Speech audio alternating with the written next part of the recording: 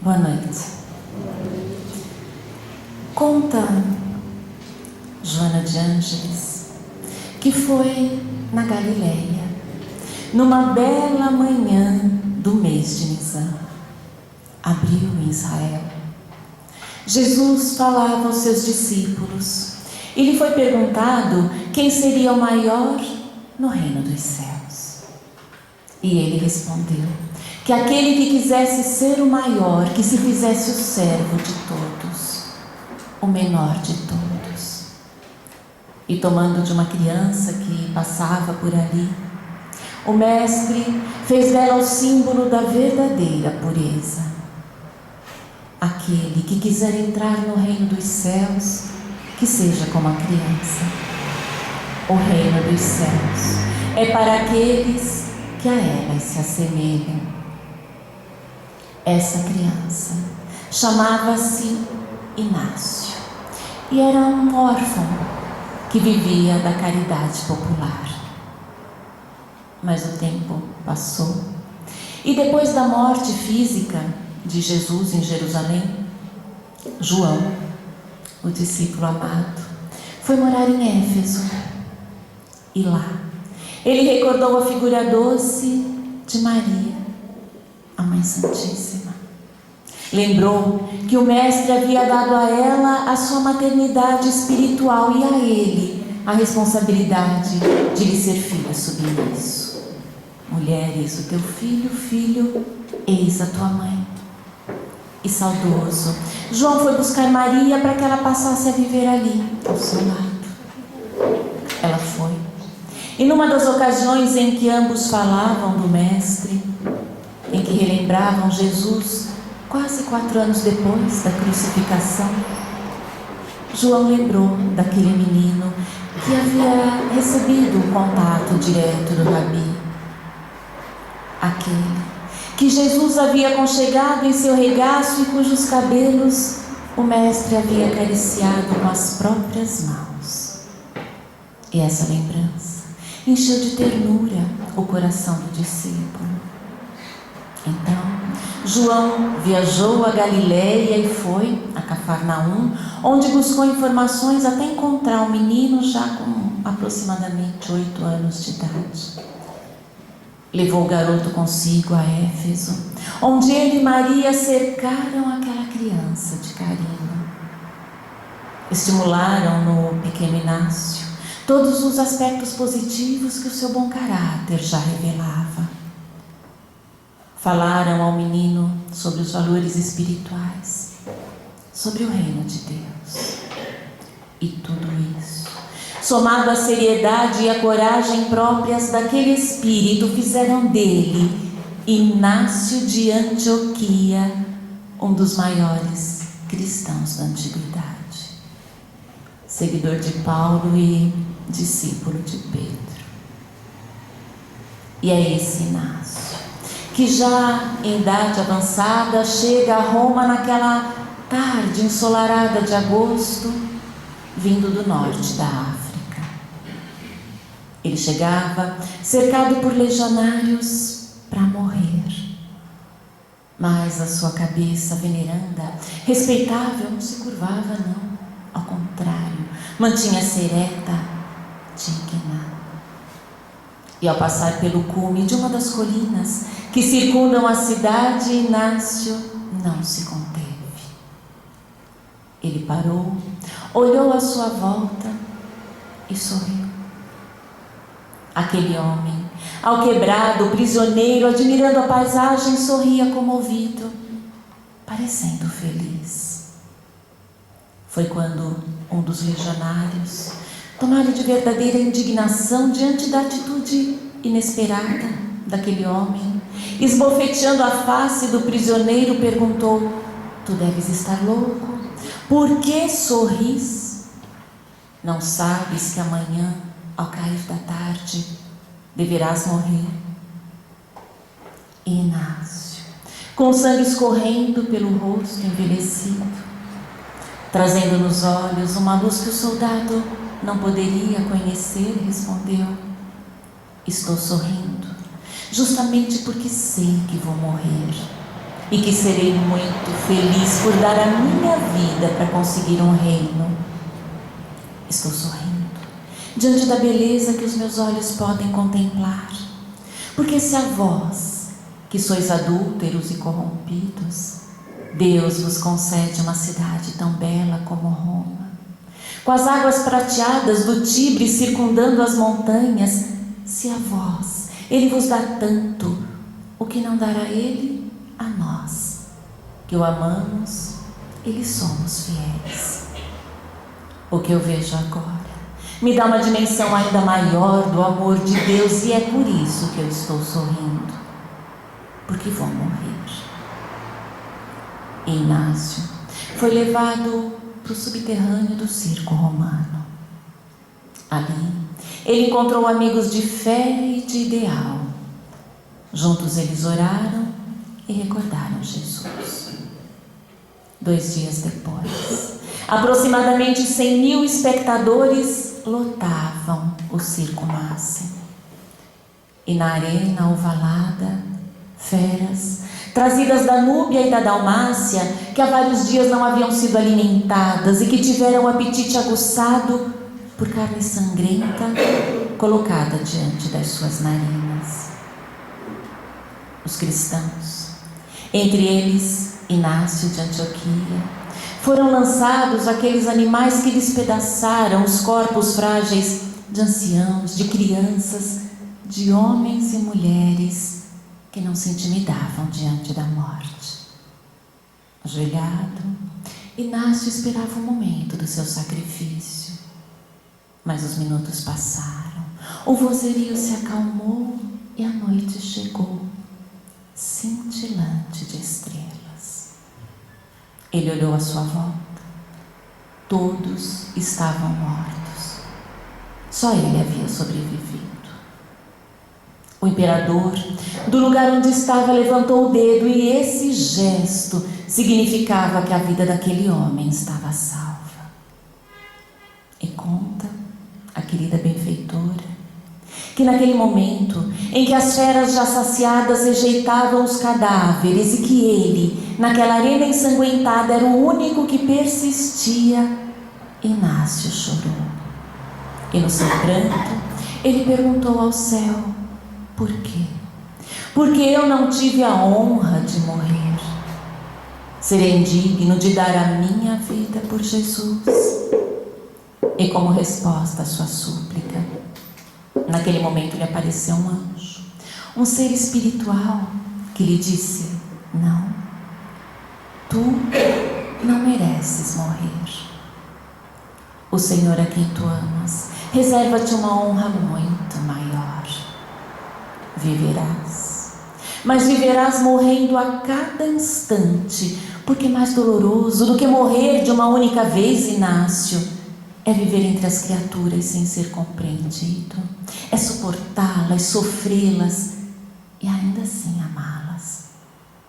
Para isso é preciso ter muito valor moral. E Jesus espera de ti morrer a cada minuto sem que as horas te aniquilem o corpo. Teus melhores amigos dirão que renunciaste. Eles afirmarão que fizeste isso para sobreviver. E tu sabes que não é verdade. Tu viverás. E Inácio foi atirado para fora do circo romano. Ele, que havia resistido aos animais famintos da Ásia e da África, agora precisaria enfrentar os seres humanos, que muitas vezes são mais impiedosos do que os irracionais, que só agem seguindo os seus instintos. Inácio teve que viver suportando a acusação e a desconfiança daqueles que foram seus melhores amigos, mas que passaram a ver nele um homem falido na fé.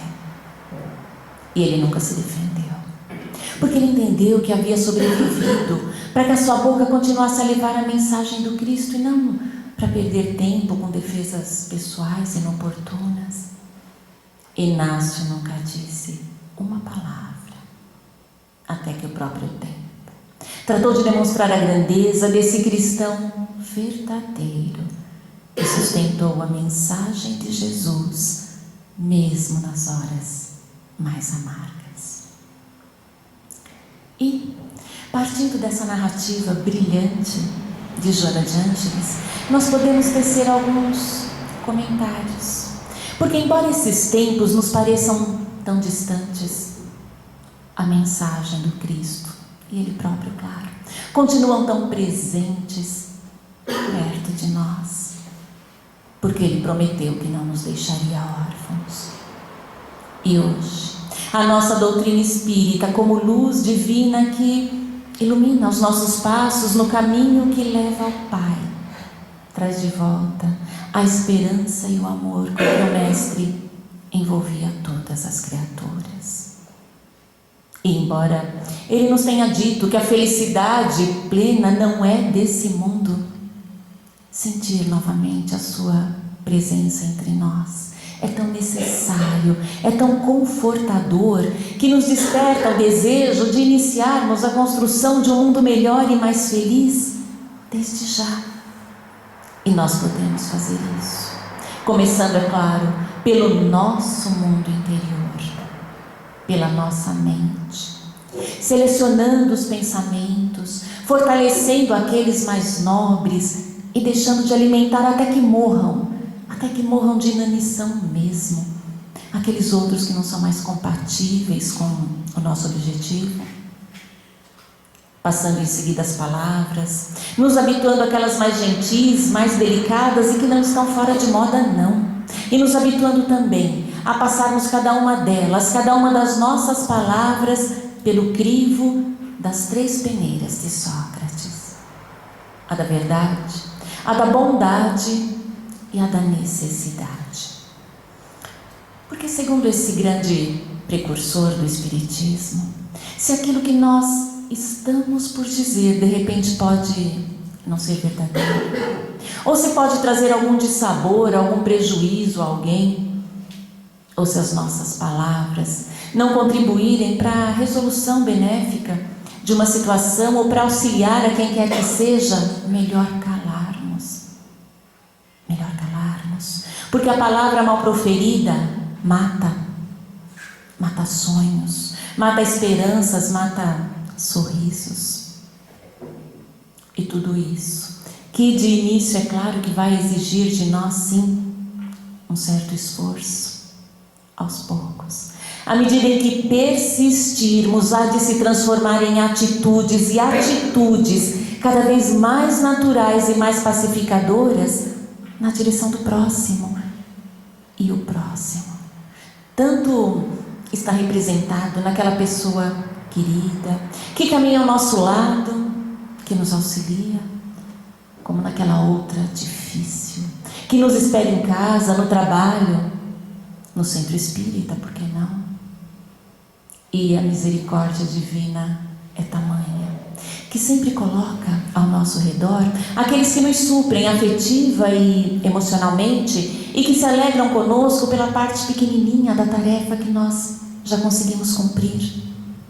Mas a mesma misericórdia também nos deixa perto o suficiente daqueles outros que nos apontam a cada momento e que não nos deixam esquecer o tamanho da obra que ainda nos falta realizar, porque eles exercem na nossa vida um papel importantíssimo de nos mostrar exatamente os pontos onde nós precisamos nos melhorar. São eles que nos desafiam ao crescimento. Então absolutamente nada nos falta para nos transformarmos em pessoas melhores, dignas de um mundo melhor e principalmente capazes de construí-lo. Vendo no próximo, seja ele quem for, alguém que de alguma forma sempre chega nos trazendo a sua contribuição para que nós possamos dar conta, para que nós possamos cumprir a nossa missão. Porque se o Pai confiou uma missão a Inácio, Ele também confiou uma missão a cada um de nós. E se nós ainda não descobrimos qual é a nossa, não devemos nos preocupar com isso não, porque conhecê-la ou não é irrelevante.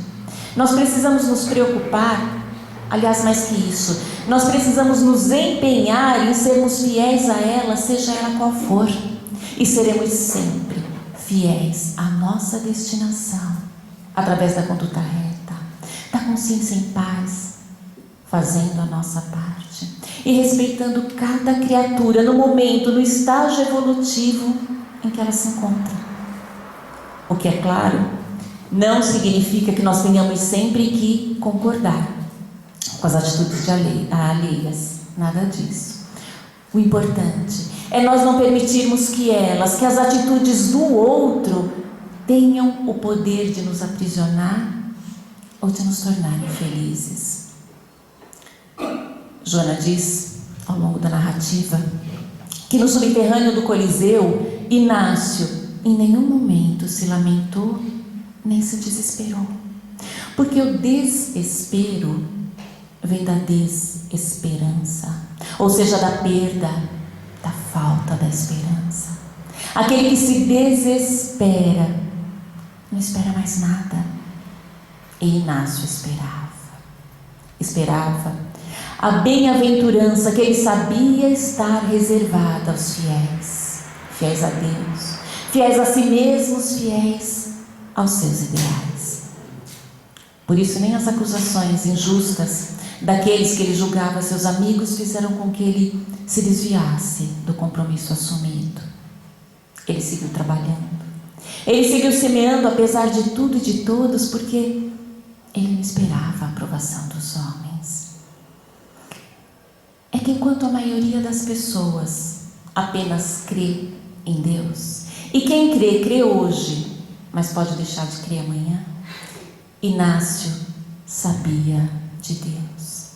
E esse saber é fruto de um processo de amadurecimento espiritual que passa inclusive pela coragem de enfrentarmos a nós mesmos, reconhecendo os nossos erros, os nossos equívocos e partindo para o trabalho da reparação sem perdermos tempo com remorso, porque o remorso nos paralisa, ele nos adoece física e emocionalmente, porque ele nos mantém em contato com entidades doentias, enfermiças.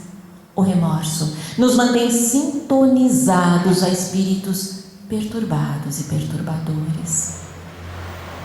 Os erros que nós um dia cometemos, hoje, nos servem de aprendizado.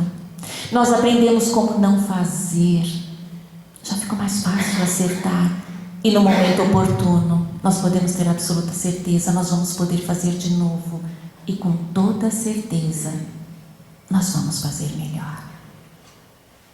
Também faz parte desse processo de crescimento, desse processo de amadurecimento, a fé. A fé que Paulo de Tarso definiu como a convicção naquilo que não se vê, mas que se adquire através do conhecimento, através do discernimento, porque discernir é ir ao cerne, é ir à essência, é ir além. E quando nós conseguimos ir além, quando nós aprendemos a discernir, então nós entendemos que a função da fé não é afastar para longe de nós as dificuldades, mas nos fortalecer para que nós consigamos superar as nossas dificuldades com dignidade. Até porque aqui, nessa nossa morada transitória, tudo também é transitório. Tudo passa.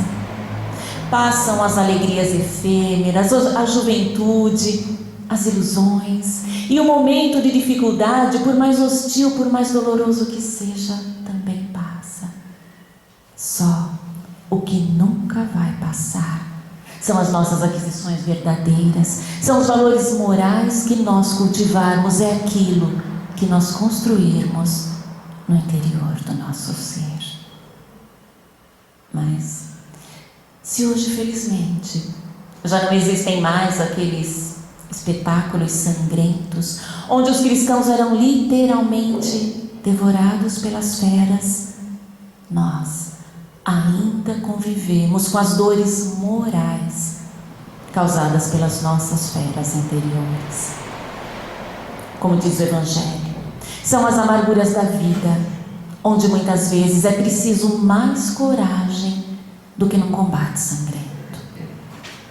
E a gente vê Todos os anos nas reportagens, principalmente naquele período da Semana Santa, Sexta-feira da Paixão, a televisão mostra pessoas que, para se purificarem, que para provarem a sua fé, têm coragem de se ferir, têm coragem de maltratar o próprio corpo num autoflagelo absolutamente inútil, porque esse tipo de sacrifício não purifica ninguém.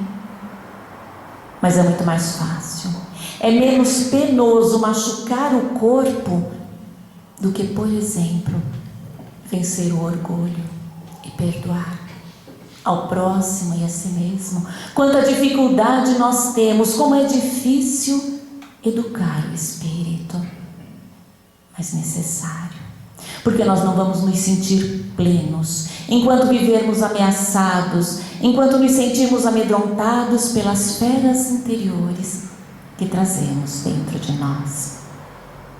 E enfrentar esses nossos bichos, na maioria das vezes, significa renunciar.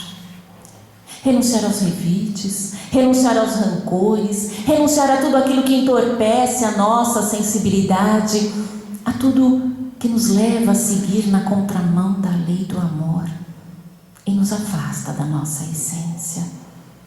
Mas para isso, a batalha interior que se trava é terrível, porque o ser imortal, a centelha divina que somos, nos convida incessantemente a valorizarmos aquilo que realmente nos plenifica e nos aconselha a nos deixarmos guiar por princípios, enquanto o ser material, que nós também somos, grita alucinado para que predominem em nós as paixões, para que valorizemos o poder, as conquistas materiais e para que nos permitamos ser dominados, arrastados pelos fins.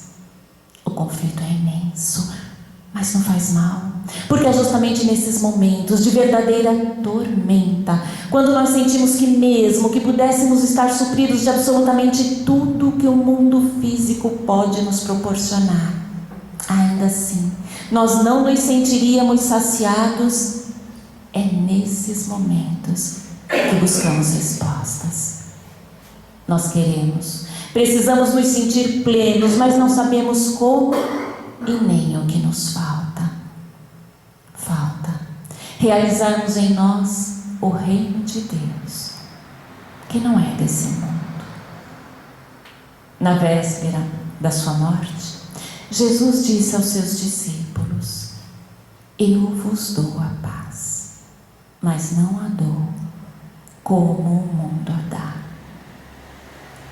Essa paz que o Mestre trazia consigo mesmo diante da morte e que foi conquistada por Inácio de Antioquia, um dia vai ser conquistada por todos nós. Essa paz que o mundo não pode nos dar e nem nos tirar, porque ela é totalmente inatingível pelas coisas mundanas, pelas tais circunstâncias externas, que são provisórias, que são superficiais e que por isso mesmo não conseguem abalar a felicidade da alma e nem destruir a paz interior. A paz que o Cristo deixou a todos nós. E aquele que encontra essa paz realiza o reino de Deus dentro de si, e todas as outras coisas lhe serão dadas por acréscimo. E eu então concluo citando o escritor e filósofo Huberto Holden, que nos alerta sobre os níveis em que a nossa personalidade humana, ou seja, o ser material que nós somos, pode servir de impedimento para que penetre em nós a luz divina. Segundo Holden, se nós entendermos os valores espirituais como sendo uma luz e os valores materiais como sendo uma muralha opaca, sem brilho, nós vamos entender melhor os 3 níveis de consciência pelos quais, segundo ele, transita o ser humano. A consciência do homem profano, do homem místico e do homem cósmico. O homem profano, aquele que vive para trabalhar, comer, fazer sexo, dormir e atacar. Esse vive por trás da muralha que se ergue entre ele e a luz. Ele vive na escuridão e nem sabe da luz. São aquelas pessoas preocupadas com o aqui e com o agora, preocupadas em viver, em curtir esse momento, porque não sabem se existe alguma coisa depois. E precisamos reconhecer que a maioria de nós é ainda recém-saída desse estágio. O homem místico sabe da luz que existe do outro lado da muralha opaca. Já ouviu falar? E desejoso dessa luz, ele resolve derrubar o valor das coisas, o muro das coisas materiais. Mas sente dificuldade, às vezes hesita, se pega recolocando tijolinhos que já tinha retirado e meio que querendo ainda se esconder por trás do muro. Representa a maior parte de nós, errando, acertando, buscando um caminho que a gente sabe que existe, mas nos confundindo e nos questionando tantas vezes. Mas o homem cósmico, esse, não está por trás de nenhuma muralha opaca e muito menos derrubou o muro. Mas de tão iluminado, de tão lucificado, ele tornou o muro transparente. Fez da muralha opaca um prisma cristalino através do qual penetra a luz do amor do Cristo.